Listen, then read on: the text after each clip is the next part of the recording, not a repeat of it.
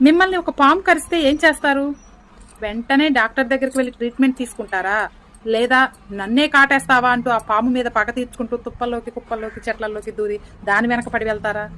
ముందు మీ ప్రాణాలు కాపాడుకుంటేనే కదా తర్వాత దాన్ని చంపాలన్నా పగ తీర్చుకోవాలన్నా మీరు బ్రతికుండాలి కదా. అలాగే చాలా మంది ఇప్పుడు చేస్తున్న తప్పేంటో తెలుసా? వెళ్ళాల్సిన రూట్లో వెళ్లకుండా ఇలా రాంగ్ రూట్లో వెళ్తూ ఉన్నారు. మన లైఫ్లో కూడా ఇలా ఎన్నో పాములు వచ్చిపోతూ మనల్ని కాటేస్తూ మనల్ని గాయపరుస్తూ ఉంటాయి. మీరు ఆ పాములు చేసినటువంటి గాయాన్ని తలుచుకుంటూ ఆ నొప్పిని అలానే భరిస్తూ అక్కడే ఆగిపోకండి.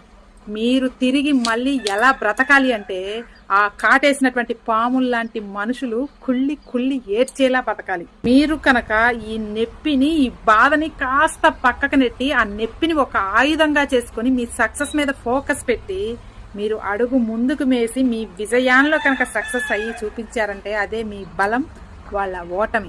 ఇప్పుడు